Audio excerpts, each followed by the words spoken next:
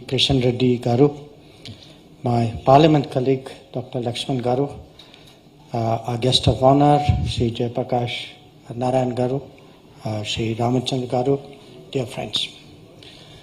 I'm really very pleased to be here today and to have once again an opportunity to share some thoughts with you. Before I speak about the topic, which is how foreign policy, the India way, has moved from diffidence to confidence, I want to remind you all, which you know already, that today is Hanuman Jayanti. And I say this because I regard Lord Hanuman as the greatest diplomat of all time. So, for me, each one of us visualizes him. For all of us, he is the ultimate Ram Bhakt, but certainly for those in my line of work, he has a very special meaning. I was tempted to make some comments on what you said, but it will take me away from the main thrust, but I'll come back to it. So let me come really to the topic, from diffidence to confidence. So how does that play out? I think if one looked at the diffident era, it was largely a period where the focus was on non-alignment. Whereas as we move to the more confident era, we have put forward the concept of Vishwa Bandhu, that we have the ability, the confidence to engage as many countries in the world, ideally all of them, but in real life there are one or two, with whom there are always some problems. So what is the difference? What is the difference between non-aligned and Vishwa Bandhu? I think one is actually an active sense of engagement that it obviously is strongest with the big powers, with the countries closest to India, with the neighborhood beyond ASEAN, Gulf, Indian Ocean, Central Asia, but it goes all the way. And during COVID we showed that even islands which were in the Pacific, islands which were in the Caribbean, countries where we don't even have embassies, but we still at a moment of global difficulty remembered all of them. The second difference from diffidence to confidence is today. If you ask me what is the single test with which I view, for me the ultimate test with view, I view a situation, a problem, a decision. For me, it begins with national interest and it ends with national interest. That it can be a very difficult situation. Sometimes it can put you, as Jayaprakash Narayan ji pointed out, it sometimes can put you into a argumentative position with other countries. But for me, if I were to say, finally, if I have to make a decision, what is the basis? I think today our country is very clear about it. The welfare of our people, the interest of our society comes first. The security of our country comes first and foremost. And we are tested, we will be tested. He gave the example of buying oil from Russia after the Ukraine conflict. But that's not the only test. After 2017, when we restarted a group called Quad, again we came under a lot of pressure from a very different source. And we stood our ground. We stood our ground unlike what we had done before. Another difference I would say is, while national interest does for me be the fundamental core criteria of foreign policy, there is I would say ethical, moral, human dimension to what we do. And we speak about inclusive India. We speak about leaving no one behind. I think it applies in the world also. That there are sometimes countries which are like us, they went through a colonial period. Maybe they did not recover, rebuild as quickly as we did. Sometimes these are small countries who don't have the capability of dealing with a crisis like COVID maybe like the manner in which we did. So we have a moral obligation to these countries, and I think just like we should never forget the last person in our own country, we should also not forget the last person in the world, which is why we push today. Today, when we say this era of confidence, we are a voice of the global south. The global south, which is about 125 countries in the world. These countries trust India to take up their cause, their positions in the world. Now, there are other examples I can give you of confidence. One is, frankly, how to defend your borders more strongly, because we have challenges on our border, and the key to defending our borders is not to just posture in public. It requires a lot of homework. It requires building the infrastructure. It requires supporting the military. It requires creating systems which will respond whenever the border is under threat. An equally strong example I can give you is of countering terrorism. I will come to that in more detail. But the fact is, the defensive era, we accepted terrorism. Defensive era, we were angry, but we said finally, after Mumbai, the national security advisor of the previous UPA government wrote, we sat, we debated, we considered all the options. Then we decided to do nothing. Okay.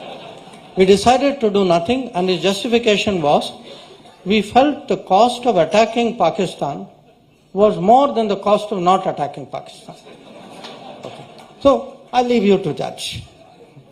But there is still another aspect, and that is how to use foreign policy for national development. I think increasingly, because I'm very much in agreement with what Jayaprakash Narayan Garu said, which is ultimately for us, we will be as strong in the world as we are strong at home. And for that, actually, foreign policy must be a vehicle. Must be a vehicle to get capital, to get resources, to get technology, to get best practices, to get us most opportunities in the world. That to me is a good foreign policy. So when we speak about moving from an era of diffidence to an era of confidence, these are some of the aspects which I want to put before you. Now, you are listening to me and you are asking yourself, but this is very obvious. We must have always done this. Sadly, I have to tell you, no. Okay. Now, I'm not saying this because I am trying to make my talk interesting. I actually want you to reflect on our own record of previous years. And why is it that in the past, when very difficult tests came, why is it that we didn't see it coming, we didn't prepare for it, when it came, we didn't respond to it strongly? I think this is a question, because this question even today matters, because as we heard about this whole issue of redistribution, and really there's a kind of control Raj which we are trying to revive. Some people are trying to revive. The past has not gone away. The past is there. It is in the form of one particular political party particularly, but it is there and we must be aware of it. So let us look what was our record. Okay. So when we look at foreign policy, I think it's no secret, probably today, but I would argue not just today, for many, many years, our biggest challenge has been China. It has been China. We, at times, pretended it was not. We looked away, we rationalized it, we justified it, but the reality was, actually from the very start, it's been actually the biggest challenge for us. Now, I want some of you to appreciate. This is not something which we are realizing now. In 1950, in 1947, we became independent. 1949, there was a revolution in China. Communist Party came to power, and the Chinese PLA moved into Tibet. Okay. In 1950, one of the last things which Sardar Patel did was he wrote a letter to Nehru. Sardar Patel told Nehru, saying, I'm seeing all this analysis about China, how we are both Asian countries, we are going to be great friends. I am very worried. I actually think that today, for the first time in India's history, we are facing a two-front threat. And that we keep saying things to them that we are friends. I'm not sure they think in the same way. So I am cautioning you. This is Sardar Patel actually about less than 2 months before he passed away. The reply from Nehru was, no, you are very suspicious. He doesn't say you don't understand foreign policy, but that's... And then he says, it is inconceivable. It is inconceivable that the Chinese would ever cross the Himalayas and attack us. 12 years later, what he said was inconceivable happened. Now, why do I say this to you? I'm not fault-finding. I am trying to make us all understand, when we look at the world, here was Sardar Patel, a very, very practical man, very grounded, very much with a feel for what life is about. I'm in Hyderabad. There can be no better, if any place should know what Sardar Patel did, this place should know. Okay. Now, the same Sardar Patel, with his sense of wisdom, practicality, he's actually he's anticipating what is coming in the future. But the person to whom he's addressing it is actually clouded by a kind of leftist ideology, which he says, today we and China, we to have a common interest in going up against the West, and therefore he is refusing to see what is actually a very practical, I would say basics of diplomacy. In diplomacy, every country has to be careful about its neighbors. And when you have two neighbors with whom you have potential or actual problems, those two neighbors will also get together. That is also very practical. You don't need a PhD in diplomacy to understand this. But yet, that is what happened. Now, I fast forward you from 1950 to 1962. Now the Chinese have attacked. What is inconceivable has happened. They have come down in Arunachal Pradesh. This is when Nehru has said goodbye to Assam and Northeast. And then he writes a letter to President John Kennedy of America. That letter is a public letter. Any of you can Google it, you can find it in the record. In that letter, he asked for assistance. And it was the right thing to do. Then he says there, but I am hesitant how much to ask you, because I don't know how it will look in front of other people. Country is under attack. Okay, Chinese have come down Arunachal Pradesh. You are actually saying bye-bye Assam. And then you are saying, but I don't know how I will look in front of other people. Just think today.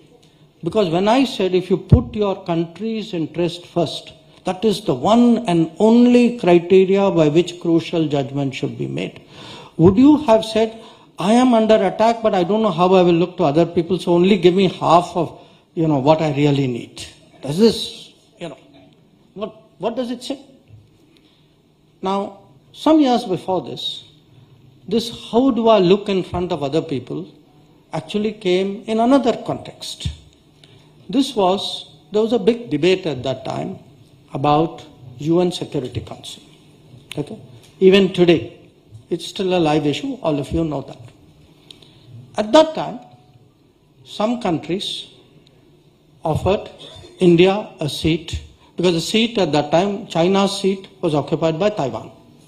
So many countries felt they didn't want People's Republic of China to occupy that. So they offered the seat to India. Now, our response at that time was, yes, we have such an offer, but first China should get its seat. After that, we will see what we have to do. Now, in case you think I'm not saying the truth, the source of this is Jawaharlal Nehru. He has written a letter to the chief ministers of all states. It's in his letters to the chief minister. So today, just imagine, we are talking of India first policy. He's saying China first in the UN. India follows after that. So not putting, when we say